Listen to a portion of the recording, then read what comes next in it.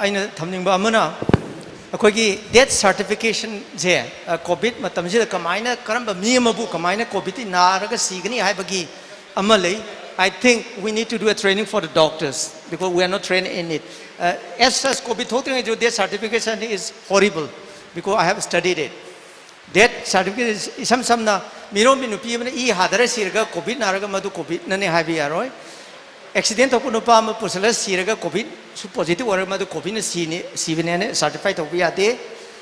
Heart attack Taraga La patient heart attack na myocard infarction Siraga COVID positive oraga. Immediately at the day that magic copiness is not the way to do that. And there are ways to do that certification, so we need to train our doctors on how to give that certificate during this COVID times.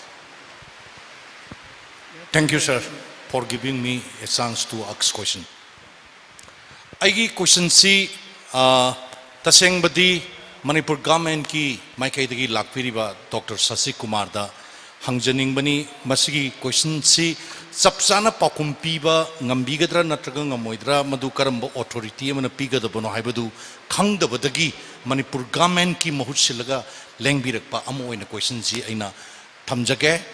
taseng badi Dr. Sasi Kumar na haibi gibadu da yamna nungaijadaba phawi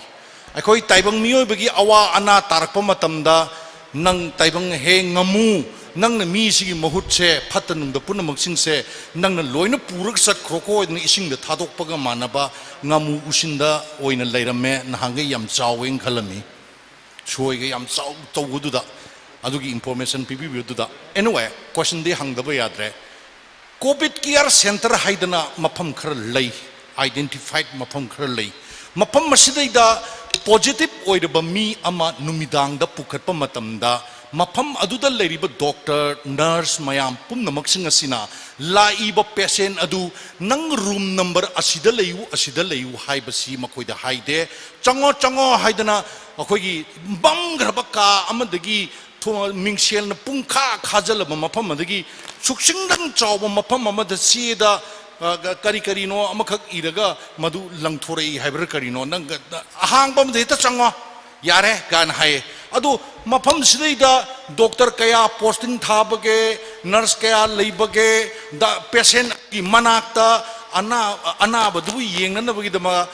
hafta gi oina doctor sangbra nungti gi oina sangbra hidak wale har kanda hidak piu haibada koisat chali haye aduga nupa ama koigi maduda maitamda anaba yengbagi sapam matamda onthokna noroki komda puthabaga chapmanadana masi leifam leitadana beranda da tummi hai ahing patient anabase sigi phibam asibo lakpa masidaida aikoina phagale haidana government gi maikai dig sunga sidi asuk phare phabagi rate asuk sure haidana yamna chawthoksana doctor nghaina yamna chawthoksana pongjana phahlabani haidana mayam pahada harauna busu yawmale aikoidi yawti akoidi madu masa matanda fajarpani doctor na phanbo na tamale haidana khali fare masigi question sima masi aina hangjari basra sabchana madugi pakum phangani haibadi thajajade adubu sigi wafam asina maram orakanda tungdu lakadaba policy semakpa matamda kari semdok sadok mathau tabagi haibadu ningsing jabagi wafamni ani suba question aikoi Manipur government gi maikai dagi IEC haiba pangarba akoi swaidadi khanbiruranu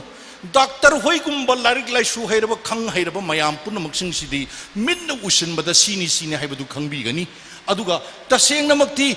haidok kharaga karibata khangjadaba mapunsigi khabar paba thoktiba mi mayam amalei adugumba mayam punamak singsidida pibiri ba government ki maikai digi IECC kanai haina lobibra karam makhalgi IECC nabiribage IEC haibasi kari haribano aikoina tajabada information education communication hai educate kamai toguni communicate kamai toguni masi government karamba lalong amada sigi lan marak asidaida kamadu aigi praja mayam singasi aigi mi mayam singi sohen me yade mi punamak sing khangandaba yade haidana karamba lalong ama siji nabiribage siji nariba IEC aduna hauji phawbagi manungda tha tare nipan chura bosibuda kanadi haina khallagadi kanagadaba karamba model ama sem sabirabage question number 2 question number 3 hojik SOP mathoe SOP sina home isolation तब यारेनी हाइबगी मदुगी वाफम अमा लेख्रे यामना फै best policy नि कनागुम खुदोंग चाब मफम खरददि मदु यामना खुदोंग चागने न खल्ली अदुबु करिगुम्बा खुदोंग चाइ हाइना लौरगसु मागी toilet लेगेरा करिला अखोई सर मॉडरेटर नदि ngasai मदुगी कैसु थोदोप लेते हाय अमबु एरे एसओपी दुगी मतुंग इना हाइजबनी मागी तोंगान मा फैसिलिटी मयाम अमा लैरबा अदु ओइबा तारबदी मा होम आइसोलेशन तौबा याय हाइबनी होम आइसोलेशन तौरबा मतुंगदा सिवियर सुम ओइसलकपदी कोविड सिदी अखोइना ताजबा मतमदा अखोइ लाइ सुजु हाइजदबिना कयादी खंगजदे अदु मसिदी याम थुई हाइने मसी तत्पसिदी जर जर होरगा मिनिट खरगी मनुंगदा बॉम हेदा तु मालेने मसे सि टेलीफोन तौना ए इपा इबुंगो इपा केस्तो सोर होनबजे खितंग नुवाइतेने हाइना टेलीफोन थंब लोइबगा तत्प अदुंबा अनाबनी आजु तक्पी खितंग हेंजलंबा याई अगिसे अदु ओरगसु अदुकी मतिक थुबनी हाइबनी अदुइबा तारबदी जेनिम्सता अमदी रिम्सता लैरिबा अखोगी अनाबी येंगनबगी लैरिबा अखोगी हॉस्पिटल अनी सिदैदा यौननबु होनबा मतमदा मदुगी ट्रांसपोर्टेशन की करम मौंग सिनबीरी गवर्नमेंट अदुगा मदु नुमित कयानि मनुंग मदु पुखननबु होने खुदकी ओइबा अथुबसे अदु पुखतब तारबदी करिगुंबा अनाबा दुगी खुदोंग थीबा तारकबा मतमदा रिस्क कनाना लौगनी मामा साना लौदोरिबरा मराइबक्ता नंग नराइबक्ता तमबनी नंग कोविड चटलोइदना दुम थादोखिगत्रा नंबर असीमा अतोपो वाफम अमना अखोगी कोविड कनो सिदैदा केयर सेंटर सिदा लैरिबा अनाबसिंसे सेवियर ओइसलकबा मतमदा अखोगी हॉस्पिटल अनी सिदा पुबीना बाइदना कयारक हन्ना हाइजर फावदा मधु अखोगी हॉस्पिटल अनी सिदा बेड हांगदे बेड लैते हाइदना पुबीदबदगी अनाबा हेन खुदोंग थीबा थोक्सलकबा यावरइबसी मसे गवर्नमेंट करमाइना मैनेज तौबिरी अदुदी अखोई सोमदसु हांगबा लेत्रे सिदसु हांगबा लेत्रे अदुदी नंग कराइदनोमा अदुम अदाइदा दुम तत्लोना हाइना लैबिदोरिब्रा सिंगमा मयाम पुनमक्सिंगसी खरा हेलपना आइना हाइबा तारगसु मसिगी मनुंग यावरिबा मयाम सिंग असे मसी तुंगदा लाकदबा मयाम सिंगदा करमबा मदुगी पॉलिसी अमा सेंबिरा कांदा मदुगी अरेंजमेंट अमा तौबिरा कांदा मियामगी पुंसी कननबा करी थौरांग लोखत पिरिबगे हाइबसी गवर्नमेंट की माइकैदगी नाखै सेंगना ताजनिंगी थैंक यू क्वेश्चन लोई निजंगिब्रो क्वेश्चन हाइजगे कोविड केयर सेंटर दा डॉक्टर कया नर्स कया पैरामेडिकल स्टाफ कया थमी थैंक यू फम्मदे कावे आई आनबदा यंबुंगनी माइगितुदा आइना खैतंग मॉडरेटर ना हाइबिबुतुदंगता हापचेगे आइना तौजरिसे गवर्नमेंट के डेटा खरा लौरगा नेरेटिव फॉर्म दा प्रजादा यौहन्नबो होटनाजबने यंबो number 2 yes case fatality rate amasung mortality rate ani si public ta ni si makta ama utpantra ani mang utpada akai ba leite maramdi public ta achumbudu yogjegi sunoba tawbudadi mortality rate ki denominator se population whole population si damu yengwa ma changakpa adai sometimes within standardization ko ba doctor kenona de khanga ko khare hena treatment ama muksang ba aduna aikoina ayam matamda per million da paraga keno se mortality se thamna bo hona ba ado hairi se yam keno ne 2011 gi census se kuiman khara bo oiba aduna hojik pukhatlaga hotpa matamda khajik khara aikoi dangka gi khara leibu tu tai koina खुदलोइदना तौबने यामो दु यामबुंगना हाइबिराबनेना आई concern person Singh दai takse ke yambo ado itaw narendra ge keno to ada aina ningsing jabse sine doctor se wa le dana ko 100 kumba kowe doctor se covid sigi care center ani sigi nurse ni pu yang khayama adagi multitasking staff khara su kowe to aduna doctor ki die to khoi roster nung der to na phajana thamme sije da doctor marina no ma pu da government के खल्ली जो मोई तरा तरुक न नोंग पुगे का है कोम थोक न थमे खोय तो अदगी अमा मसाई के काम मम खोट संग बदुमा कोविड केयर की तमक डॉक्टर सिंह ने डिजाइन तौरगा इंजीनियर सिंह ने reinforce तौरगा साबीबु ओइगिदबा angang thamnana boibo mafamda koina tawkhibani the passage may be dark sometimes in spite of well illumination mafam tawsu leiramba yai koi taw maduma ai khangdre aduga na asai stigma gi wadu lakhre ba aina di covid nabumi stigma tawnu tawni hai ai gi doctor sing na di si the par langthu e hairi ko so itaw gi version do ya jare the stigma is not in the community. Mamana ne, masana araga nadabu mamana aisa sewa togin sangeba. Ukulda ne, masigi masasi, masisi naen impal putokraba. Ukulda COVID care center hangkandana. Masigi masali mori sikita mak mandum sa leisavina sang mandum sa positive way belayaba. Therefore, the stigma is very, very prominent amongst whom we don't expect. Similarly,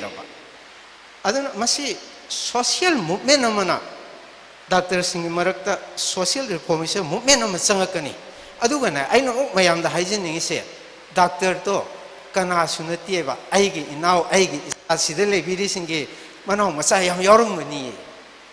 Aduna masi society ki thak to name bani. Adumako takwira banina I will again talk to them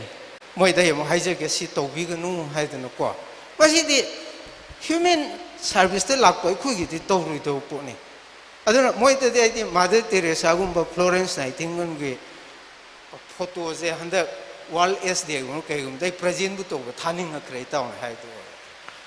next question am le gi nei question last ki am transport ki do IC का transport का IC से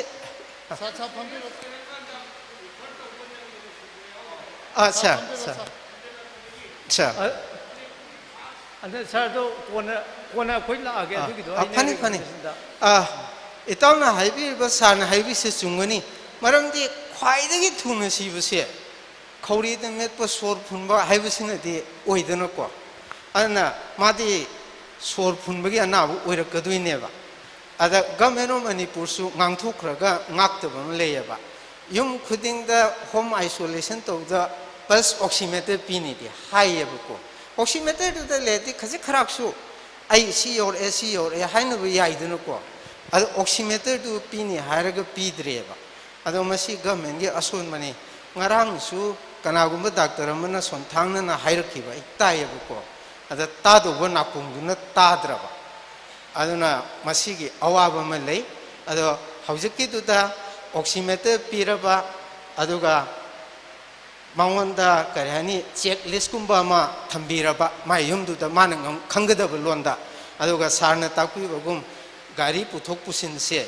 masigi se marang kahellaboi फनी खलेबा अद गाड़ी की मतंग सिदने आइगी फतबा हाइतारे को आइना इम्फाल वेस्ट की याम मकोक थोंबो ऑफिसर अमदा हंगे ताऊ नंगी ट्रांसपोर्ट की प्रॉब्लम सी करी करी लेके मा है आइदी कशी लेतरना है इनफ फॉर एम्बुलेंस ले रे यारी है ये को अदुगदि सेकेंड एमआर दा लंपाक त पुंग तरामा थोइदा डायग्नोस तोबा रिम्स की आरडी विंग दे लाकदबा 0 किलोमीटर टू 0 किलोमीटर चटपसे नुंथिन पुंग तरामा थोइदेना नुंदांग पुंग निपान हो ngaयबा अदा कई तौरके बबो आइगुंबा डॉक्टर सिंजांग को होट हितबा अखोइना सी लाकबा याय एम्बुलेंस अमना सुक्याम आवर सिनबा याय सी तौबा याय न होटलगा एम्बुलेंस टू इम्फाल वेस्ट दी ख्वाइदी जावबनी मरमदुना खरे हेन लौगे अदगी स्टैंड बाय खर थमगे खोटके ना हाइबिरते खर फदोक जाने अदना मसी रिसोर्स लेतबगी आइगुंबा डॉक्टर सिंह पंगबगी मसी गुंबो फैक्टर से यांग्रे लोबिरोको अदुगा आईईसी को एमता हाइजगे आईईसी फने यामना थादोखरेको अदा मसागी पाबो ngमदबो ngमबसु यारुमनी ꯑꯗꯨꯝ ꯀꯣ ꯊꯥꯗꯣꯛꯏꯁꯤ ꯀꯣꯟꯅꯗꯦꯕ ꯀꯝꯄ꯭ꯔꯤꯍꯦꯟ ꯇꯧꯕ ꯉꯝꯕ ꯃꯤ ꯂꯩꯇꯕ ꯃꯐꯝꯗ IECꯁꯤ ꯏꯔꯒ ꯊꯥꯗꯣꯛꯄꯗꯨꯗꯤ ꯌꯥꯔꯣꯏꯕ ꯑꯗꯨ ꯒꯚꯔꯟꯃꯦꯟꯠꯁꯨ ꯈꯪꯉꯛꯈ꯭ꯔꯦ ꯃꯔꯝ ꯑꯗꯨꯅ ꯃꯤꯠ ꯎꯗꯕꯒꯤꯅ ꯕ꯭ꯔꯥꯏꯜꯗ ꯑꯗꯨꯗꯒꯤ ꯅꯥ ꯄꯪꯕꯁꯤꯡꯒꯤꯅ ꯃꯑꯣꯡ ꯑꯃꯗ ꯔꯦꯗꯤꯑꯣ ꯇꯥꯒꯗꯧꯕ ꯂꯥꯏꯔꯤꯛ ꯄꯥꯔꯣꯏꯗꯕꯒꯤꯅ ꯔꯦꯗꯤꯑꯣꯗ ꯇꯤꯚꯤꯗ ꯍꯥꯏꯗꯅ ꯑꯩꯈꯣꯏ ꯌꯥꯝꯅ ꯆꯥꯎꯕ ꯖꯟ ꯑꯟꯗꯂꯣꯟꯒꯤ ꯁꯔꯨꯛ ꯑꯃ ꯑꯣꯏꯅ intense and focus IEC haina tha ni gi campaign ama hokre ta adu bauta ngai biro yaura ani adai ta na hai tu ai lokdi lokjare man there are lots of people una comprehend tongam da ba tana khang ai ngai sai tok jai do mi ha tai tangam de ba ada ai ngon da radio ge yam thuna ngang hi dai ngon de ke su kana roi to ne ba sigum ba award pa se koi khar ga khang ba hokjare therefore I will look into that matter thank you tamo Hoziki ngasigi si tasengba ko yam people transport na collaborator ko sin msi yam phavane na ilogje and panelism sai thaga chara da aina suggestion of phak tokjani sing sage phoi covid ki yeng da nan covid mayam ma soirak pa si thingda ba kari toksi ga ba ma adagi angang sing ki immunization sing ma hojik immunization na thokpa disease mayam ma outbreak amuk lani adun non covid se sohandanaba essential care man se sohandanaba koi honaba ma aduga dedicated covid health centers sidi masidi koi mild to moderate symptomatic sidi amakhagani dante imphal da su ani hum thambe aduga covid care centers sidi koi tokpa phok yare dedicated covid health center om da chatkhraga district covid health center nataba aduga sidai da koi ngasagi delivery maternity immunization show loideni CM aduga ngasagi RIMS ka Jenims ka de animak pura covid dedicated covid hospital won thok city akhoi ai adum yaje adugo dedicated covid block ti thamba yabra na dedicated covid block sei mayam di loi khangbiramani entry exit tongalaga magi OPD ward investigation city OT ani maternity ama de general OT ma thamaga siwaragati dedicated covid block singmadi arai busida karigumba yaragati phare adu nataba atopa mana dedicated covid hospital ama natraga ani side khoyam wairani RIMS ta lairiba phamung chani nimfu adagi ICU kunthai thoisina dia khoi woiba yaroi November December da hoju phokcha khoi mingchang hai kanda leite adagi mild symptomatic moderate symptomatic na so sang mayam iraktana moina loina kanjan gre authority na su thingbangam de Athatina jo city mildly moderate khoi di severe engage si animak sida amata haida bagumba ma aduna akhoi gi yamna maru oiba ICU gi bed sing si maru oidaba sing sina akhoi gi kanjal lakpa si kamai tawna thing si gi akhoi na ngasi gi recommendation amatang piraga severe symptomatic oiba sing dangi khaga dedicated covid health center khara chabiba Impal maktada ani chabi ai atai district sing da mai punjala ga tawbi ai aduga atopa ma khana akhoi aina ngasa dedicated covid hospitalized da changi se khoi mathol tarit ki yum nate mathol ani sunati only mathola ma khatani akhoi no wanda numitra wandi da sai hai kan da akhoi yam na ngakhi ba makha ugi ba adugi do khoi na authority health ki sida hai ru kan da ai medical department da dinati I has a health administrative police high kanda one palakan I forget one I am a site have new. A coin high to see GCP Toroga low pari amagi lam leragadi a quite flooring concrete Toroga base similar the give tubular structure lay ready made wall lay roof lay. Why not Togedi I have a quite a Toga Haragadi Kulaya Zidia quite later lawyer, see a lawyer. I think main parts of Hedum TV. Adubu akoina dedicated covid hospital ama natraga ani thuna sabasi ai ngasi gi sugumba mifam sina ai recommend tongna bai na apil taujari aduga will simal lairagadi akoi moi khara khati gyan taba hogi aham da yadaga so khoina mathol ani phongna ti haiba sidaida moi paisa leite haina paisa yam changoi haibni khoina kaino kanda yam hena changningai leite CT scan kuiningai leite cnb ultrasound Tharake ngakani adu will do lairagadi ꯑꯩꯈꯣꯏꯒꯤ ꯀꯩꯅꯣꯁꯤꯗꯤ financial ꯔꯤꯁꯣꯔꯁꯁꯤꯗꯤ ꯒꯣꯔꯃꯦꯟꯅ ꯊꯤꯔꯒꯗꯤ ꯐꯪꯅꯦꯕ ꯑꯩꯅ ꯁꯤ ꯈꯛꯇꯪ ꯑꯗꯨꯒ ꯉꯁꯥꯏꯒꯤ ꯑꯩꯅ ꯍꯧꯖꯤꯛ ꯌꯥꯝꯅ ꯄꯥꯈꯠꯆꯔꯤꯁꯦ ꯔꯤꯝꯁꯀ ꯖꯦꯅꯤꯝꯁꯀ ꯇꯔꯁꯔꯤ ꯍꯣꯁꯄꯤꯇꯥꯜꯁꯤꯗꯩꯗ ꯅꯣꯡꯃꯗ ꯑꯅꯥꯕ 500 ꯌꯦꯡꯕ ꯑꯉꯥꯡ 20 ꯅꯨꯡꯇꯤꯒꯤ ꯏꯃꯨꯅꯥꯏꯖꯦꯁꯟ ꯇꯧꯕ ꯃꯐꯝꯁꯤꯗꯩꯗ OPD ꯂꯩꯇꯕꯒ ꯆꯞ ꯃꯥꯟꯅꯩꯕ emergency yeng ba dudi nabu naraga yeng bu yeng dudi no emergency wara dam aune henjala ga yeng bai phibam je toga adiki rims ki hoje khoi OPD ai run toba mande adiki jenims ki su phajana run toba mande emergency la yeng ga test ro kholaga adugi donga sagi koina hoi hai ba essential care services hoi aduna aina haije doise rims ka jenims ka ani si चाउना कल्लगा थमगा नन COVID की फजन येंगसु यारे अदुगा जेनिम्स के दंग सागी ताओ अखो लोकेशन हाइबा कोविड ब्लॉक की ने हाइदो कोविड ब्लॉक तो हेना फंक्शन तहन बे यारे सुमाइन तौरगदी अखो की हेल्थ हजिक सिरकबदी अखोई नाबदी हेंजलाने नखोई न प्रेडिक्ट तौरे अखोई की डॉक्टर नवकिशोर अदगी अवजा शांति कुमार तो आईएम न जुकुइरे अखोई न प्रोजेक्ट तौरपसे अखोई ने हेड हाउबा मार्च तगी अहानबा कंसल्टेटिव मीटिंग दगी आईएम ने हाइबसी अखोई क्वारंटाइन से तौगुम से युम थमसीबो हाइगी मतमदुदा पुबंग मोय वोइथोप याबंग पुबंग दबा मगदी तम अदुगी रिकमेंडेशन कोन पुना यारे आई सुमान थमजरगे बा अदो आई लोशन जरगे वहाय खता अमा खतंग दai लोशन जरगे अदुना हजिकी हाइरि सिंगसे अखोई नंग ngasi gi mifam sina recommend tawraga government se da khoi pressurize am tarse thank you all thank you okay three things tamanok jage three things hana yam bada khoi essential services healthcare services people have to do that's one of the recommendation I pointed out already that's one two that's going to be a recommendation second one about the COVID block and all that has been going on adu strengthen the work for have to so part of it we are going to discuss regarding the third one dedicated COVID hospital separate one that they are going to deliberate again we are going to form a committee on that one and they are going to deliberate on that a separate recommendation will come out of it. Last say Dr. James moderator permission lorga I amta simta I cannot hayuke what is in the mind of the government haidugi masi ram khata COVID care center se 100% full oide hojik se moi da phamung chama chani se tum hang dene le ada hang ibusing se karamaina usefully sin te ge haibu matamda government ge mi kharana de moisida symptomatic oiraba adum doctor phajana yengba darkar lebasing thamba yana ba hai moi wakhan su le tamo ada lure ide covid ti thujal lakpani do aduga doctor sing manpower puthok je chei hum chang nge ba khoida MBBS doctor khaktane yengba se makoi da su confidence wat pa praja da su wat pu oirakpa ada government ge policy ama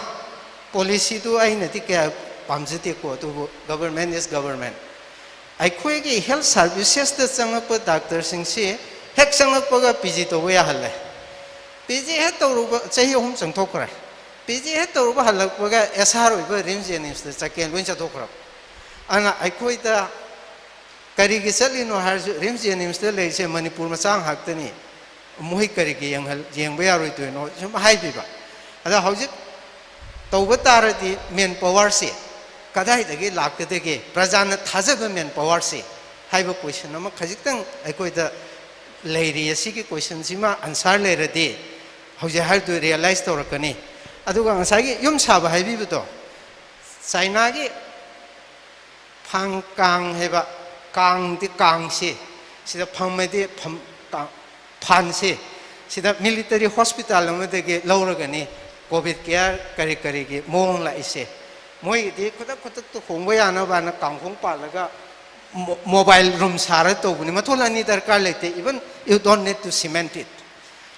adum heta sabya in the mafam bau darkar lete ba however ma asagi madu sabda gameno manipur su thodu no waram moi rhino kai kai tor to hini asagi wari bade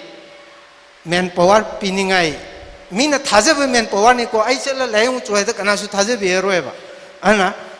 थाजब man Pawar the खर Baba plus लेकाई की objection लेगनबा अदुबो Masai ता कनाउन ता if there is a will there must be a way have to palaka tobudi yarakani but let us see how the situation evolves. Thank you. Okay, let's see the tamo kona discuss to biro With the permission of the chair, I a resolution or referendum thagat kadoba the point kitang I suggest to zage mayam namaduda adum answer PB ning bayaur kasudum PBU dedicated COVID hospital si darkar legani karai da sagadage kanana men to gadage haibagi question duni ama khaktang chabata ragadi private ki doctor kana lakadoino private ki nurse kana lakadoino technician kana lakadoino rims tagina kana lakbidoino jenims tagi kana lakbidoino state department dei kana lakbidoino sigi mari sima number 1 da khangdok piba ma changi mafam du de arai bani akoina ni engasu adum loba yai number 1 number 2 the government gi update on COVID-19 status in Manipur si ai kitang phajana pihaningi akoina ground level da ahapi people's task force red cross society indian medical association akoi phanayam chachere aduda leiba hanagi social stigmatization akoi gi samban khana ba doctor nurse thokpa yadaba mayum da hanba yadaba masigi problem ji hojik loikhre hojik anoba masigi mathakta akoina sarpalin gasu sumtana jabada reach si kamain torga hena yam chokthon gadage kamain hena widespread oigadage haibadagi ngasigi panel discussion si lakchabani asumain tawdana panel discussion gumbasi khara toina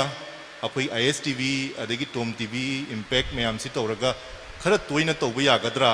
hafta amda amurak natragana fortnight manungda amurak sima number 2 da akoi gi ICMR adagi medical health ki government ki madugi department adu mayam hammaga tha manungda anirak kumba TV da update pibiba dumaina Sir Sasikumar hoigi department ka government officials state department on health mokhoi akoi ki principal secretary yauraga hafta manu tha manungda amurak oiragasu anirak oiragasu fortnight manungda amuk oiragasu madu pibiragadi hojik mayam gi fear psychosis on COVID-19 the false stigma and myths running around COVID-19 akoi nungti gi update ta haibibudu nataba paba haitaba ID natraga taning daba ID madu khangaroy aduna madu gi duda 1 hour gumba statistician amana update data analysis government gi department amana tawriba mayam then madu gi spread si akoi si yore hojik kari changani rims ta sumaina kari status leiri adagi jenims ta bed status kya leiri akoi kyam update togre ICU masing kyam hengare haibado madu gi preparedness and continuity of the preparedness as per the pandemic encroaches haibadu masi government na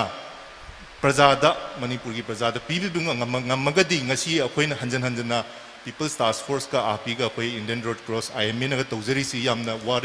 wazari si masi nungdang masi pokpa darkar taroi haina haijage number 2 da number 3 da coordination between all the government departments si masi ilai leitaba manbadongna in uzai masi kramain tor hengal hangadage ai example am ta pizage hospital private hospital amada patient si sor honba nuaitabadagi lae masi thuna ICU da hongjinba yadadana ICU da pukhatkre RT-PCR kona tore positive oire madu rims ta thage jenims ta thage haiba matamda DSO da koine information piba matamda DSO na masi lokhat kadoiba potse kanana lakpidoino jenims ta thaba taragadi akoi state na ambulance piba ngamgani rims ta thaba taragadi masi kanana responsible oigadoino haibagi question lakba masi clarity kitang leheningi number 1 adagidi ani subada akoina akoigi emergency da patient ama lae ngarang makta da patient am lae akoigi RAT to matum da positive ore high review government na pibiri ba emergency phone number akoina loina mak tawre amata thangat pi de amata on tok de masi karmain torga akoina masi akoina masi thengna gadori no haibadi ngasai gi akoi Sir Narendra na haibiri dumaina home isolation da tawraga puba nangdabagi pau phauna ba yadabagi masigi problem myamsi right from hospital amadagi na COVID hospital da shift tawbagi problem asuk leiraga di home isolation da masi implementable oigadra oiroidra मरी सुबदा इन लाक्चनिंग दी lockdown से अमुक thumb यारे ना ma'am सिपोंग चिपोंग हाइना रे government दा मसी काना गदोरिब्रा हाइबगी question number 4 number 5 ता अखोगी कनोसी testing सी हाना RT-PCR दा यम तोबिरमी हौजिकती majority approximately around 70 to 80% of the tests are based on rapid antigen. As already akoi loina ma khangna re rapid antigen si miss out tobagi percentage is very high. For example, aina 30% or 40% of miss out madu aina say ngarang magtada 4,000 something RAT togre madaidu the 207 of them were tested positive. If we take about 40% have missed out ado itaragadi aina chani positive to matamda chama mukti madu manghore haibagi question duma yam chawna nungnang buma phonge masi akoi government na masi kamain torga masi tackle to bigadage aduga last oina aina thamjaningi si common point of reference for example data akoi hosing mayam dagi ngasai yuktigi discuss taunari si we want an uniform data we want all data from all centers in the state, irrespective of private, public, or state teaching hospital. Asi में हमसी कई कि नोदा कोई कि sir कनोना MU की sir ना मागी our values he cannot calculate because of the paucity of data, and Dr. Nabakishore feels that the quality of data is questionable. Adu sigi potsi apoy na karmain tor because we want apoy na pamidi. For the state of Manipur, we want to give the best to the people as healthcare provider. How do we do that? Apoina private ka, public ka, state ka, government ka masida sum phoina leragadi apoigi individual kanududang yengagadi. Are we able to give the best to the state? Si hairagai thamjage. Thank you. Thank you. Masagi kanu mayam si the recommendation the yaw gada bakara the yaw re adu bo hana dagi SOP the yaw ba pasane implement of the ba kanu khara su dum yaw re ko masai haina ri da duna recommendation the lo khat pa ya ba khara dagi khara amana dum general oina thamda for example masagi the health department dagi kanu to have say is already from the very beginning adu ko risk communication ko three things are there. One is the Hogjuji Taurisi Karino, copy Karino Habani. Second message is what government is doing. Third is what people need to do. This forms the crux of the risk communication. See, off and on. Masi adum tawgadam ni WHO ki chief na everyday Taurisi is a risk communication. What we need to do. Public does do khamam sangi confidence build tawagi kanoni. Ado moi high di fazana high grade tawgadani ado adugi SOP dadi yaw di yaw bani ado implement on the Bahai Batare. Data Gisi, I know Yamna hiding the Togani.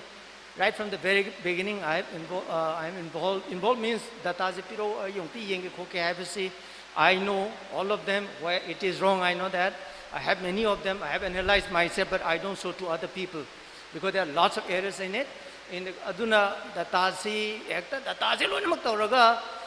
Don't expect that we had all the data, everything is going to be fine. No, it's not that way. Adudagi lokatnaga any important oiba akhoi da kana gadabdu kari no do lokatpadu bani, that's more important. Madu khambadu gi ninga sagi this is going to be very important. Okay, projection is very important because we don't know exactly what's in future. So mine told na khare lai aduga nga sa haig bedo ayam data sidi akhoi na da quality in a way. Is to be done by the health department there and then. For example, contact tracing IJ, SSO, DSO Kudimang Piraga, right and there every day monitor, right there and then they should take up actions.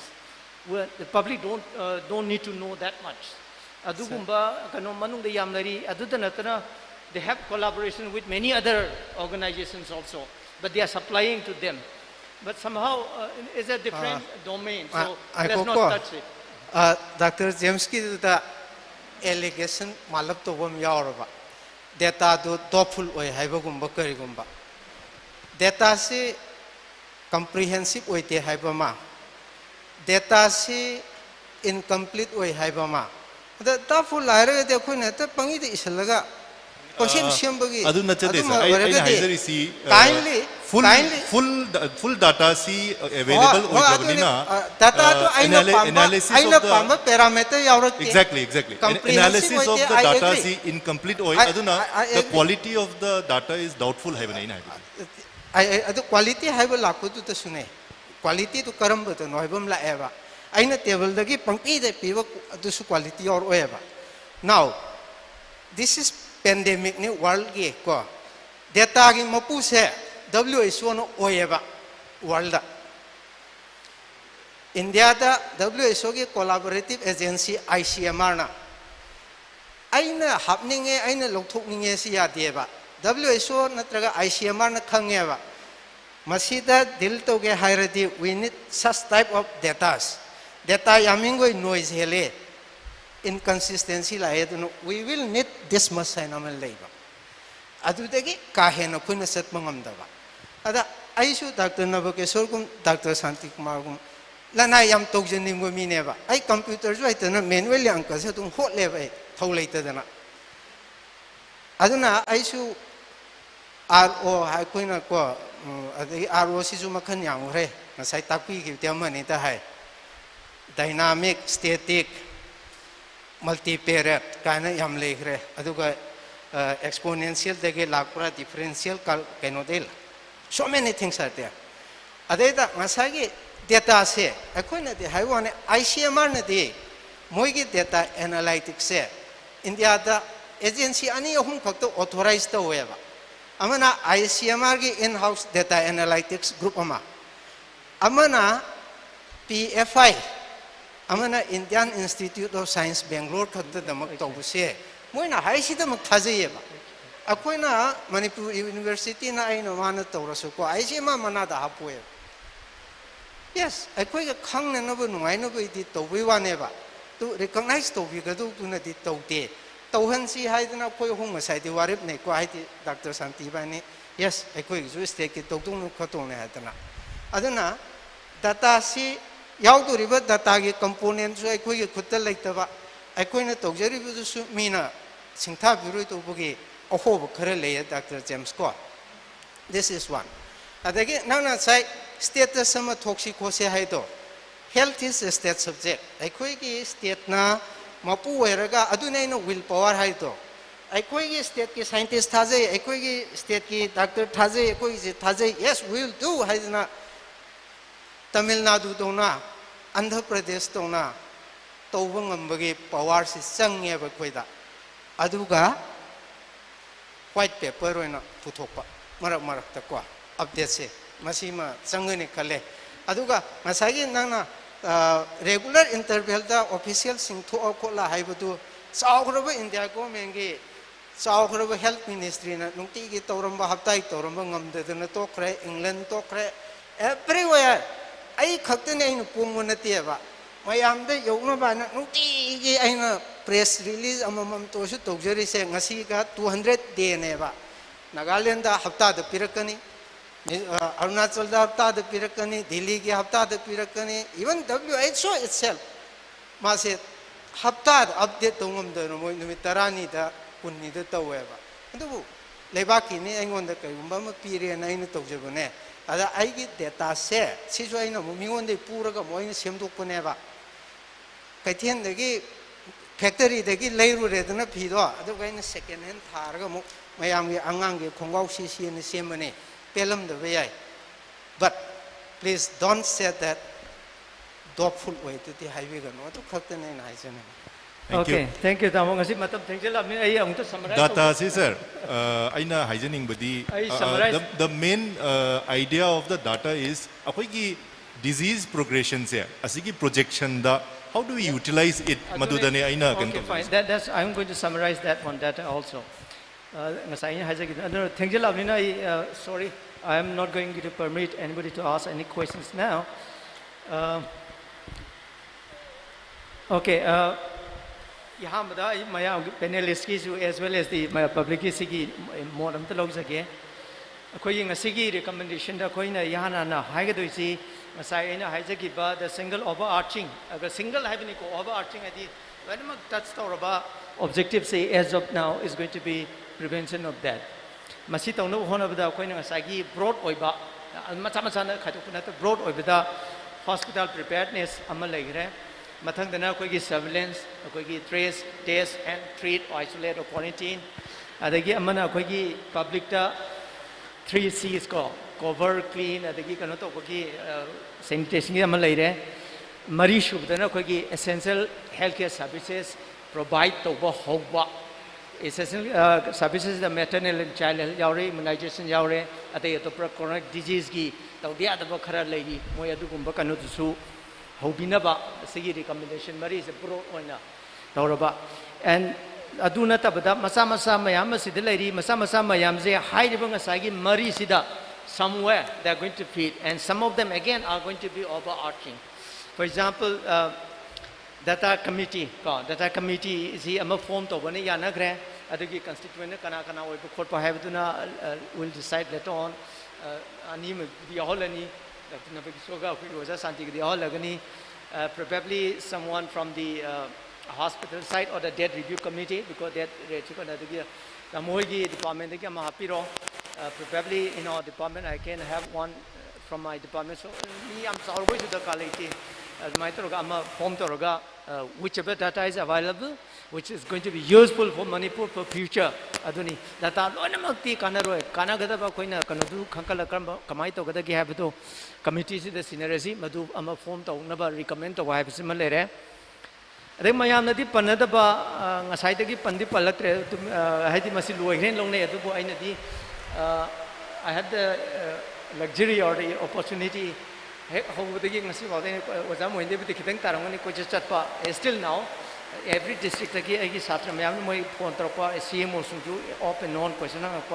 interact with the Aina Kangjabamley and Budina happy the Haramabani returnees flight the Lakusing this why they capture the test away the road Halapa Kangu say roughly of the Aina 400 per day. More my district had over test of Holly. Although I know CMO Karaga interact with Matanda, many of them they are not coming to the headquarters. As Jiri Rila, Tamilong Yoga, Tamilong to Tadropa, the Gumba say, as far as possible, I suggest of the 400 Katanian Rabanina, Ani Songi Root, and Nitani of the Router, Listing Iron, Moria de la Camina. Sida manpower focus on test of Yusini. Tamilong, Henkaleba case,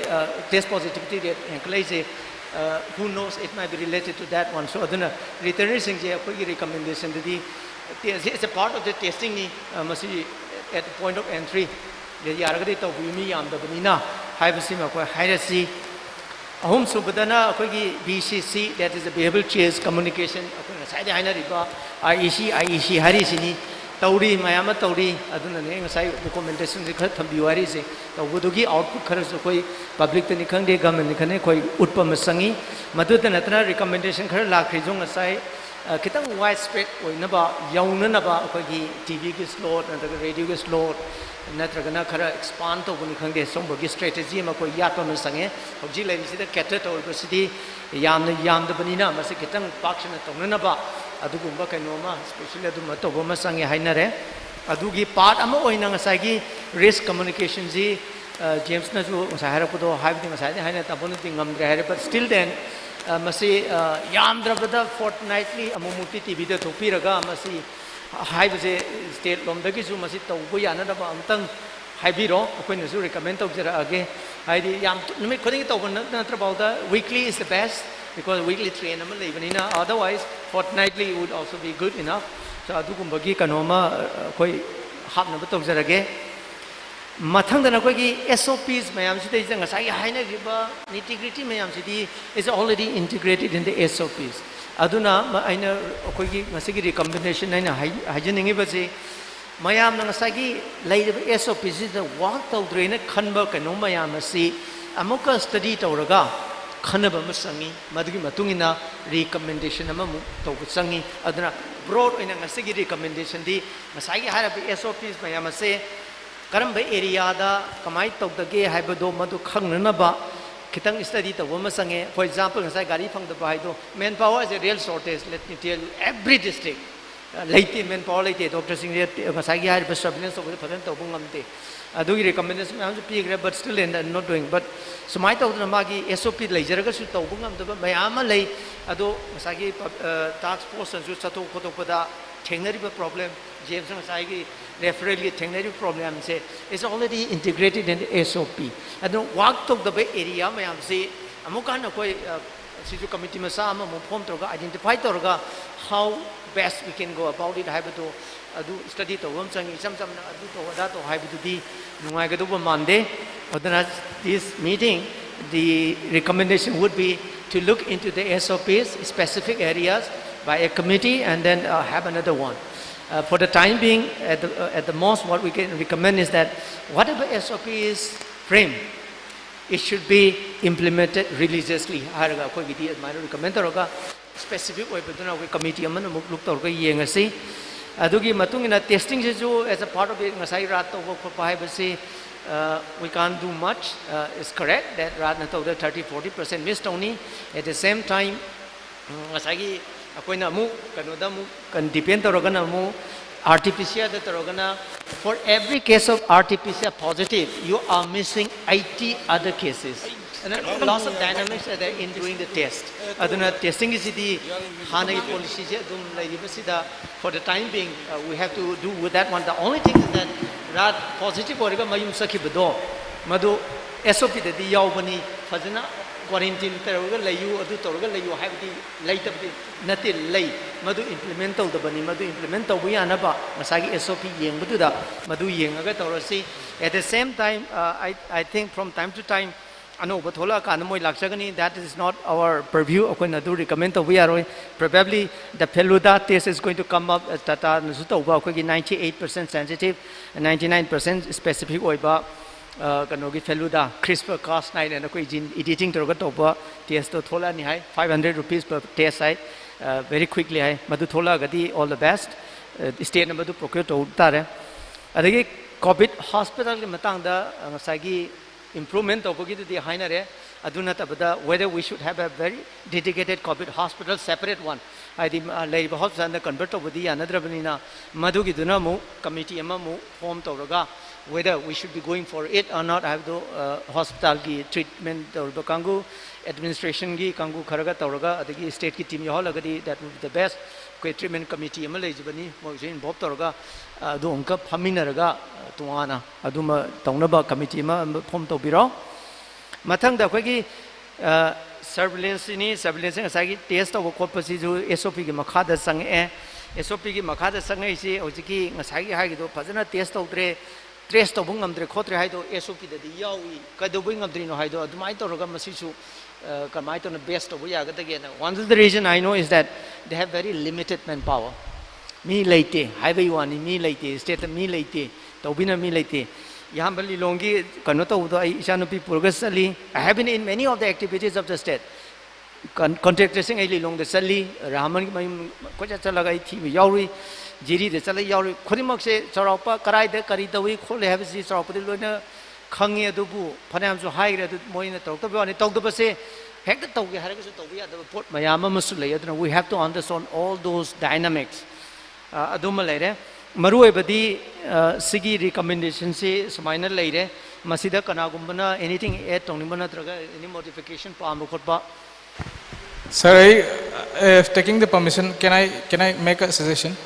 Sir, Sasikumar Mangang do na yam kana sir somda. Ay Dr. Nabukishore sir. Sir Dr. Nabukishore. Sir ay gi suggestion je hojek akoi gi nungti gi press release thokpi riba data ase. Masida general population haraga su ama laikre. Adagi CAPF ana laikre. Masid tabulated oina pura tungana kaino akoi na hojek interest or katuba data as the local without history is never. Aduna local without history ki even comorbid ngasi mingchan basi the comorbid si thingnai adagi age group ta sisi thingnai habse ki kaigba public ki oina summarize oina koi gi ngasai ki daily status report and ama ta oraga sample ki kana to biri do adugi adana table thopi ragadi press release mak natraga ju status report oina adu eta gadi sara koina study ta kuda yamna nungai jagani aduga covid aina hojik hajaningi se I want to correlate case fatality rate say is distributed when of happening number 1 number 2 amana comorbid ka non comorbid का compare तौनीबा मसीगी पोट public general knowledge हेक लेबदना public फजन section लकनी खंकनी आई थाजब अमले रिवर्स क्वारंटाइन से रिवर्स क्वारंटाइन के कंसेप्ट से कोई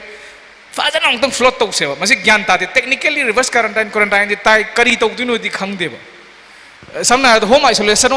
तारे अखोई बाथरूम कमन हो यारो चक्रेब पोचे बाथरूम कमन होरगसु धारावीद होम आइसोलेशन कमाई तौरीनो दिल्ली की मी क्रेक क्रेक इनर मैम कमाई होम आइसोलेशन तौरीनो बाथरूम तोगा तोगा लेपोते अखोना बेसिक प्रिकॉशंस कई सिजनरगदी होम आइसोलेशन इज द से फॉर एग्जांपल यूमदुद कोमोर्बिड की लेना मी लेरबा अदु इतादि नो इट्स नॉट मोइना सेपरेट कनो लेतागसु अदुदि याहलगम जे कइनो द रिवर्स क्वारंटाइन मागी पोर मा लाखदोरिनिना अदुबु कोमोर्बिड लेना लेत्रबा अतोपनि कोइ नाइजना पॉजिटिव ओइबु मी नत्तबा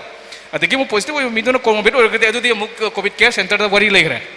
अदुमाइना खोइगी पोचे यामना स्पेसिफिक ओइना स्ट्रीमलाइन तौरगदि अदगी आइना सर डाटा से पब्लिक से अखोइना they are very stupid they are कनोनी अदुगा लाइक लेसु हाइतबने जे मसी अखोइ स्वाइन सम तौले रदि यार टेक्निकली अखोइना सम चटली जे थादोरिबा प्रेस रिलीज जे मोइदि याम क्रिप्टिक ओइबा करी हाइनो ज्ञान तादेबा ओह पॉजिटिव रिकवरी अदु क्रिकेट आइन ngasa हाइजगिदो क्रिकेट स्कोर चट लेरेबा अदु सिगी पोचना सीसीसी चाही इज द सीसी सीरी सीसी की इज द कोमोर्बिड ओइबसिंग द सीरी हाब तंगन पालकदना सर मी लोइना माथवा कंटर डायबिटीज नाबसिन ngasa की जेनिम्स की डाटा दा सर रिम्स की डाटा सो उजरे को डायबिटीज से होसिंग हम साथीरीबा डायबिटीज ना मी द सी यबा अदु सिगी पोट से कितंग प्रेस रिलीज दा कितंग समराइज होना पीपी ngमद्रगना डेली स्टेटस रिपोर्ट होना ngम तोबिगेरा मदु खतंग चीजे पब्लिक ता यम यहोन जनिंगे ꯑꯩꯅ ꯉꯁꯥꯏꯗꯒꯤ ꯍꯥꯏꯖꯕꯁꯦ ꯑꯩꯒꯤ ꯂꯣꯟꯁꯦ ꯌꯧꯗꯗꯅ ꯅꯣꯏꯅ ꯈꯪꯕꯤ ꯉꯝꯗ꯭ꯔꯦ ꯑꯩꯅ ꯈꯪꯉꯤꯕ ꯗꯦꯇꯥꯁꯦ I take it from some primary source. The primary source does not include what you want. Listen carefully. aduna primary source se aina mi lising asuk test tore torisi sana bra kaya positive oirege se ICMR data de loweba madede the symptom gi darkar leite ba moida whereas nangna symptom do haitare di ai rims jenims dagi ubutari nangi thabuk researcher nangi thabuk ari bai thab thad hoga rims jenims da moisu ngasi kya la ekhangde mai symptom complex kya no khangde kamai khangde na moisu ngomde pinga moeba then I have to go to Churachandpur, I have to go down to Faizol ki data du lauraga nangne na hona ta re thabuk tukta it's an impossible thing. So don't insist on the impossible thing.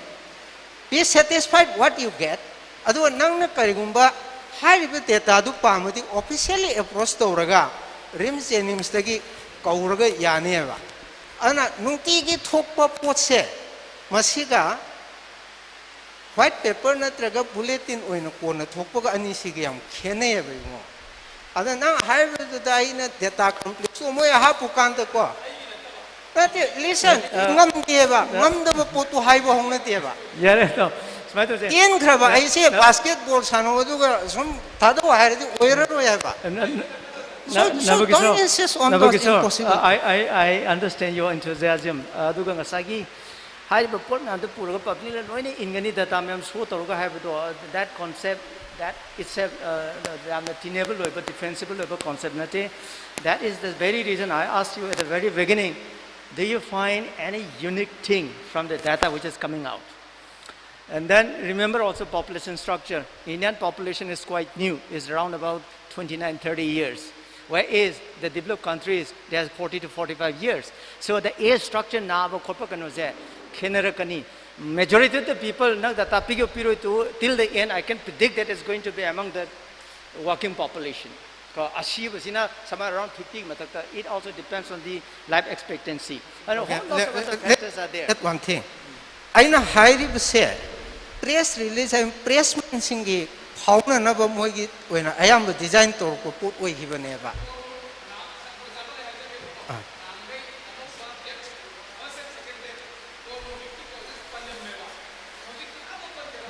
Ati hai.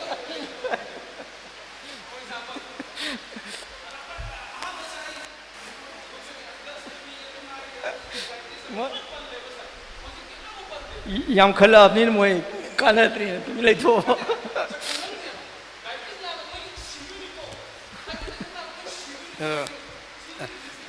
doctor na kainom khangre comorbid nai hairu badagi karigi tokri noise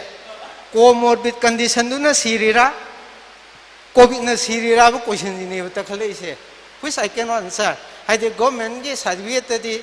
patient sigre covid positive oi cc le haire ba pressure mo haire ba adu di ma renal failure du na siram ga dora natra covid du na sibra karam ne hesen to no haire ba aduna yes I agree aduna bulletin thokpani khangde aduga numit fix tawrak padudi why fix tawda bida roughly swai da mom pibi hai du ti yai hai bune ba research noina tawgada ba thabak to tawroi da ba ngon do loin sa laga tawro noi gi nuai no ba pi hai ti hai na kum se sin da ayeng je paikha ma loisana tor se dong sa gi aina hai se ki ba recommendation se mayam sida thodokpa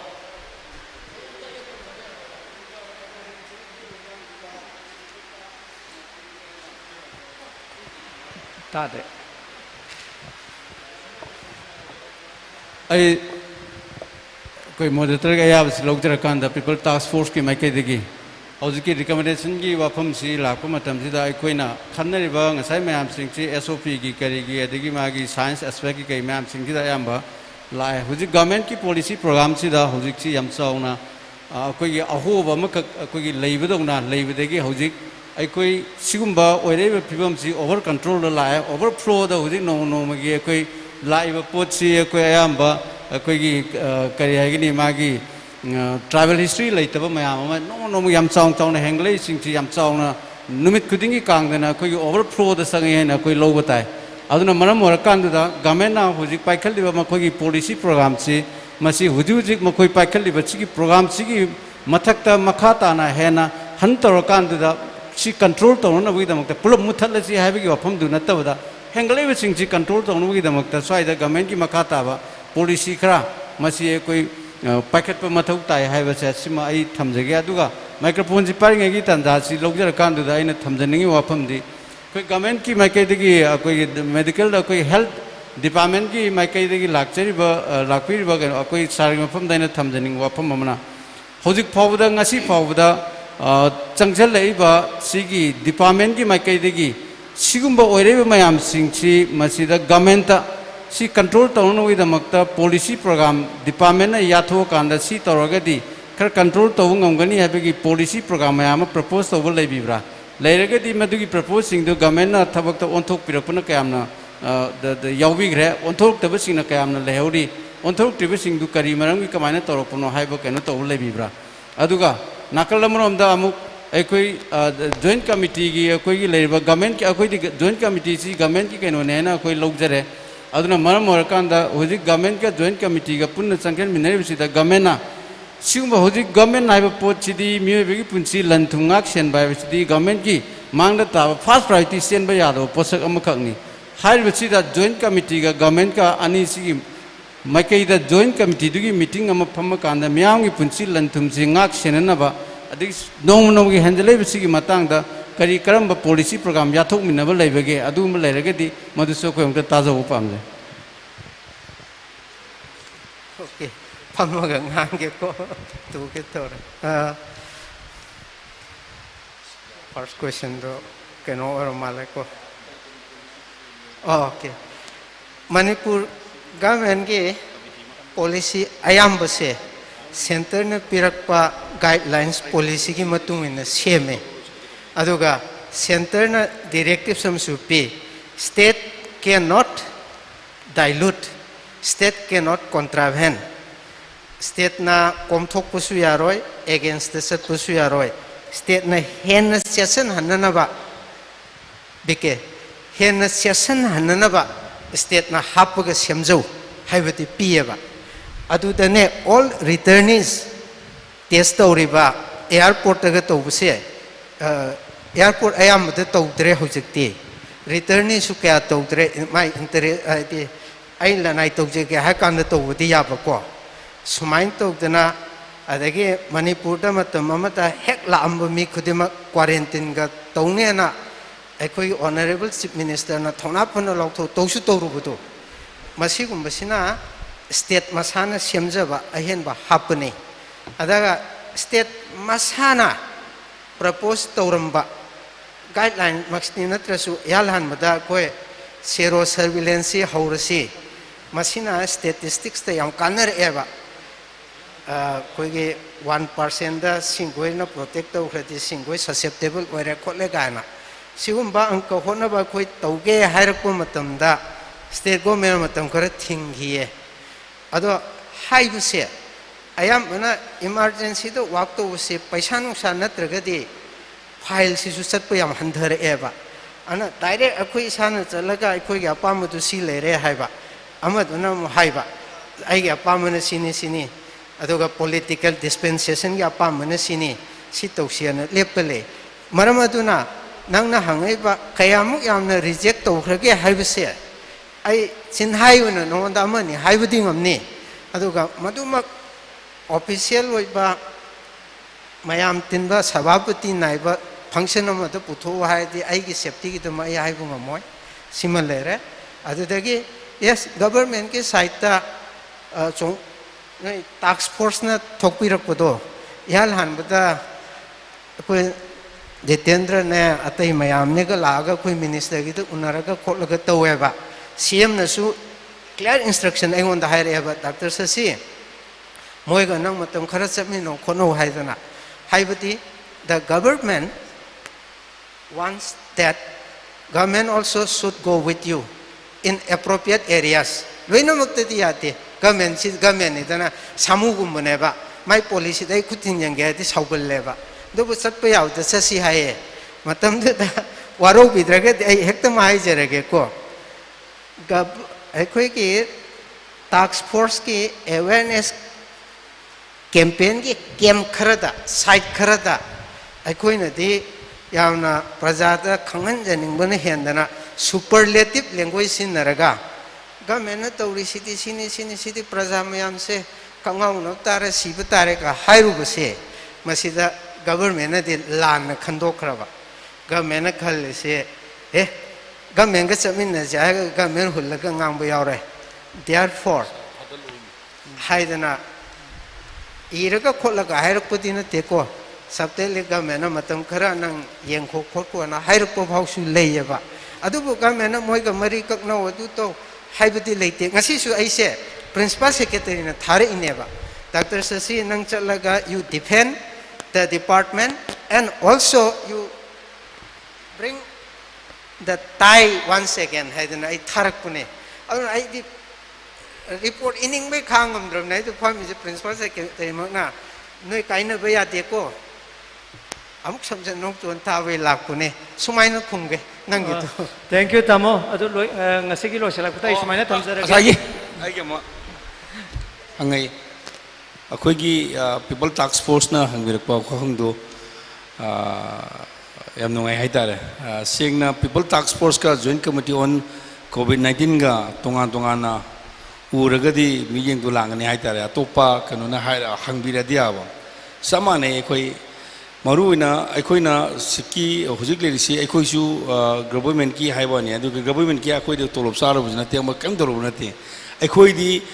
bridge na ya han mamang da haigre bridge ni aikoi ne tawbotu hen khangmi ningba le regadi government da aikoi ni kari report picket ki report tu da kari palli hojik fawud kari to ai tu ai yohon jar kai dare adu yamna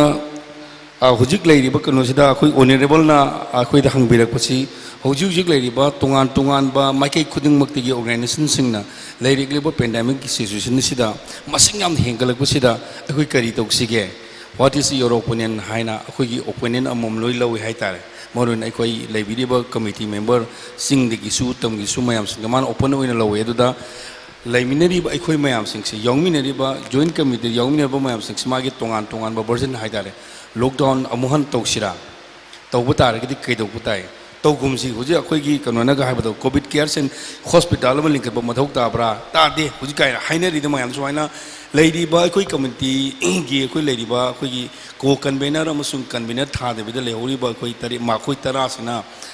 करिगुम्बा lockdown से अमुक हन तौरी है खलसी अदु ओतादे lockdown तौगदुरसी lockdown तौरिंगे की तंजासिदा अखोई करी करी सरकार ने करी मथौ पाकेट मथौ ताबगे सुमना इजम जमना लॉकडाउन तौ नतबा लॉकडाउन तौरिंगे जी मनुंगदा हयेंग लॉकडाउन हांगतो मतुंगदा करी करी तौबो याबगी करी तौबगी हैबगी खनब मयाम अमा लेरे हैतारे ऐसाम की सीदी तसिंगना होगी डॉक्टर सिंह मरक जी मखल अनी थोंगना लई लॉकडाउन फै हैबा म फते हैबा म अदो लॉकडाउन फैबसिना करिगिनो फदबगी तोंगा तोंगा वर्जन लई हैबा बट तौबतबु कमन कंसेंसस ओइना हैतारे पुलब ओइना लौगमददा फाबना फतबरारो असा अइन सुममांग पंजगरे खोय ममांग वार्डबुदी वार्ड अमदंग सिजनबा इकोनॉमी ना अइन वार्ड म सिजनगेबा इकोनॉमी यूजिंग मालेम गो इकोनॉमी जी करी करी फिल्म लेरी मसिदे इंडिया की करी फिल्म लेरी अखोय मणिपुर की फिल्म लेरी लसी की कोविड सिने लेना अजन फारा मतुंग अखोय करी करी थिंग की गदगे सिगी क्वेश्चन मयाम अम लेबा अदुना पोसे असाई हाजबद इमोशन द सतबा यादबा अखोय न तुंगदा अइना सा हायबदो मानंग नानंग करी तौगरे ngasi करी तौरी हयेंग करी तौरगदि हैबसे तुन खन्नब मथौक ताय अदुना ngasi मक फंबिरि बसे यामना यामना मतम चपचाबनिना आई हाजगे अदु ngasi द लोरिबा वारेप सिंग से मरोइना साई कनोना खोय कनोना हंबिगिबदो कया यामना खोय ngasi लोरिबा पोसि गवर्नमेंट के याम तौबिगिदुर हैबदु मदुगी अखोइना लौगुदुर पोछि 100 के मनुंगदा 80 to 90 दि अखोय मदु कहे माई पांगनब अदुगी दायित्वदुमा जॉइंट कमिटी सिनबीरो हाइतारे मदुमा अखोय आई तौजा अखोयगी कमिटी की माइकेदी तौजगे अखोयदी प्रेशर तौबने अदुना हंगबीरेबा आई यामन हाइबदो अखोय खनरी अखोयगी मनुंग सुम मानदरी मानबदु हुजिगी मतमजु असाई अइना हाइबेदो आई हाइजगरे सांगना साउबिगिनो अखोयद नलई पोसी जॉइंट कमिटी खक्त नतेबा कोरोना खक्त नतेबा असा अइना हाइजगदो एनी इशू खुदिमुसो अखोयना सुम नुंसीबीबा हैगद्रा मयाम नुंसीबीबा हाइबा पाइबनिना कोरोना के उननब मतम जे सीएम जे ऑनरेबल जे हाइर कानमा टाइमिंग फंगदेबा अदुबु इनिसन आइम की नांगी मतंग दुदी फंगेबा जस्ट सुमाइना अमगी मतक अममन नंजनब ओइबा अदु अखोयगी थबकते प्रेशर तोगुनेबा मयाम ने हेक हाइबिरसो प्रेशर तोबा अदुने ngasi लौबिगदबा मय वारब सिंग सिमदु 100 फुलफिल तौबु ngमद्रगसु गवर्नमेंट को ओइबा मगैदे तौबु याबम दुसो टन असै तमोन हाइबिबदो हॉस्पिटल साबदी याय कसुनते बट अदुबु हॉस्पिटल साबु मतमदा अखोई डॉक्टर मथक दाई डॉक्टर तमो सांगोने डॉक्टर लेनी हाय लेगिदु डॉक्टर दु पीपल सिंग कैम सैटिस्फाई ओगदेगे सी लुरम सी लुबने फागी यादबने अदुना अखोई न ngasi लोगदु वारेपसिना गवर्नमेंट की अखंग आही असा हायबदो डॉक्टर सिंग नुंगान बदु निंदबु होने जरिब डॉक्टर न हाइबु वादो टोक टोक आईएस ऑफिसर हाइब लवि हायदो सिगी पोट खर लेरंगने बा अदु अखोइना अमबु ओरो अखोई पुनमकिने अखोई याय फनबगिनी अखोई लेना सिदि गाक्तुना मियाने खलगा अखोई मिंगोंदा अखोई आइना आइगी थमोगी ओइबु वाने सी आई पर्सनली हाइतारे अखोई मिंगोंदा गवर्नमेंट नत्रग कनागुमदा कोई चाहिब नत्रग टोकसे अखोई ngममुंदा होनमिनसी लोगदु वारेपसे मदु 100 नत्रसु 80 to 90 दी मदु ओथोंनबा अदुगी दायित्वदो अखोई जॉइंट कमिटी ऑन कोविड-19 लौजगे हरगा पीपल टास्क फोर्स मदी लेबिरु खुदुम कोई काय खुनु उचल थैंक यू मसे लोशलसी ngasiगी सेशन असे सुमाइना थमजरगे असागी हाइरिबा अखोगी ओवरआर्चिंग ऑब्जेक्टिव अदगे ब्रॉड फोर स्ट्रेटजीज अदुना तब मचा मचा अखोगी हियर एंड देयर ngasiगी मरी दुबु सपोर्ट तंगनबा अखोगी रिकमेंडेशन खरा लेग्रे including formation of some of the committees to look into in detail some of the aspect sigi haiba kano recommendation mayam asi ngasi di oiroi dobani namasi yambung de sinazarage committee macham tang chebiro aduga haiba ajo yaujage haiba mayam asi kano toraga timeline ama thamasi roughly 7 or 10 days haigadra haiding asagi government da kis kai gumba SOP mayam sa pet study to bomu su sanga do bonina 10 days gumba hai sira traga 1 week 1 week manung da haiba committee na phajana phamaga drop toraga adagi sumaina meeting mak tawdraga su masagi pulliba sangsan mayam haiba tare mogi head mayam duga dissemination ama before it is submitted to the health directorate the government dissemination masa ama tawraga sini samai tawre khole haraga consensus ama tawro matungda say after 1 week submit tawba haina sumaina tawraga ngasi gi si ai losinjarage. Thank you. Thagachari Dr. Brogan Singh ngasigi academic discourse sigi moderator oibiduna nainariba sigi himai shumnanaba yamna afaba akogi wakhalol puthoknanaba su honabiba aduga akogi leiriba satharakataba policy semba matamda su yamna kanagadaba wafam sing thambire yamna nuaijari loishalakpada ngasigi sukyauna mai pakpa discussion ma discourse ma pangthokpa sigi lengbirekliba aduga tongan resource person mayam sing mieng tabiriba punamak sing sibu akoina thagatjabagi warol ama pihouduba tarabadi sinjariba amadi mayam punamak sing si lengbirekliba tabiriba punamak singbu akoina tawpimal khangdaba haibadu tagadore thengbadi thenge adubu akoina thagat warol pibi nabagi damukta koksinjage People Task Force for COVID-19 gi convener oibiriba BK Moirangsa kai khumna jariba convener bu lengkhat prektuna wahi amanidang thambina ba thagat warol thambina ba hangachari akhoi chathariba program asi khusem live ki YouTube amadi Facebook channel da akhoi live thajari bani aduga loinana kanglei view da su thajari bani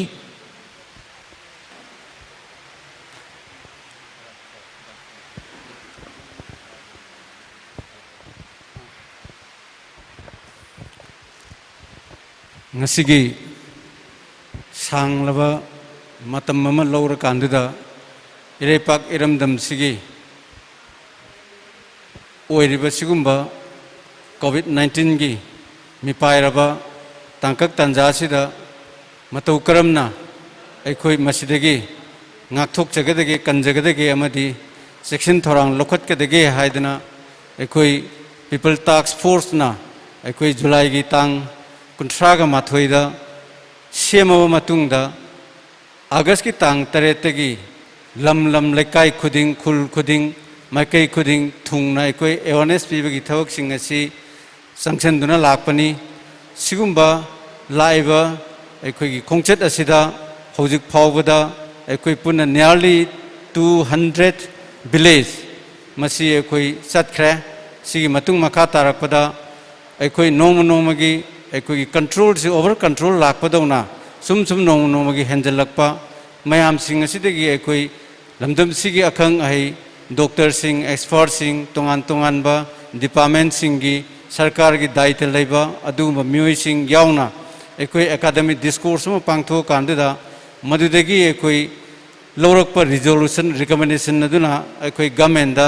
tangai phadana aikoi submit tawrakanda masi aikoi thabak oina onthoga amadi aikoi na changjaliba mangda tariba miyamda makhata na wakal loksing bhab tahanbagi changjaliba thabak thoram amadi government na paikaliba amadi aikoi gi health department na paikhalaiba thabak thoram sing asida hena aikoi makhata na develop tawrakandida aikoi changjanba yana bagi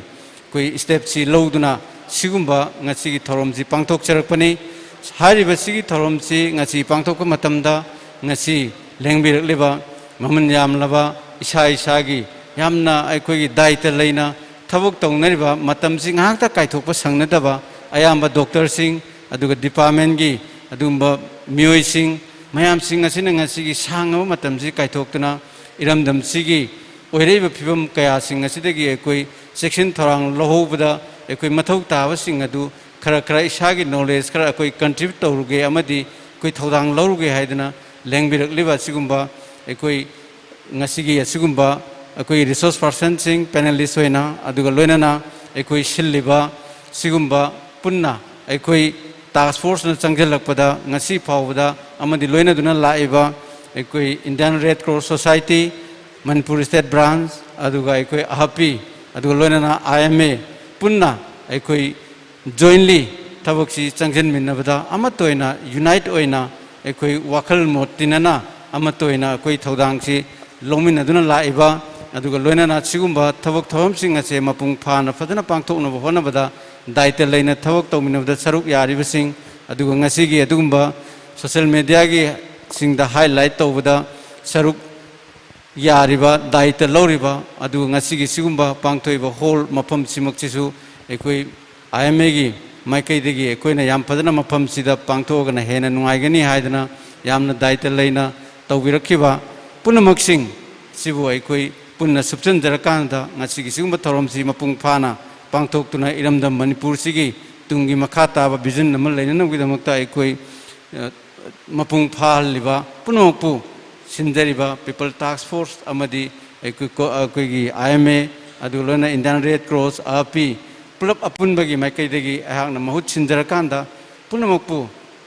ꯍꯥꯏꯅꯤꯡꯉꯥꯏ ꯂꯩꯇꯅ ꯃꯄꯨꯡ ꯐꯥꯅ ꯑꯃꯨꯛ ꯍꯟꯅ ꯊꯥꯒꯠꯄ ꯐꯣꯡꯗꯣꯛꯆꯔꯤ ꯍꯟꯖꯤꯟ ꯍꯟꯖꯤꯟ ꯊꯥꯒꯠꯄ ꯐꯣꯡꯗꯣꯛꯆꯔꯤ Thagatsari, Convener BK Moirangsa, People Task Force for COVID-19. Akwai na thagat pana walani sithau bu soidani yaugani ado yamna maru oiba COVID-19 gi lantheng asida yamna thawai hakchang yauna aseng lami ama oina chongthoktana miyam gi damakta thabak tawbiba anaba singi damakta thabak tawbiba ado ngasi maksu khana nainaba asida saruk yaba lengbirak liba Dr. Uthan busu thagat chaba phongdoksari. Thank you Dr. Uthan lengbirak pasi yamna thagatsari yamna nungai. Thank you very much. Miyang tabiriba khusem live amadi kanglei view hariba channel ani sida miyang tabiriba pumnamak busu lap laba mafam sidagi miyam punamakpu ngamkhai leitana thagatsari matang asida ngasigi sinjariba one day academic discourse on COVID-19 pandemic haiba se matang asida loisinjare haidana laukthok sari punamakpu amukka sona thagatsari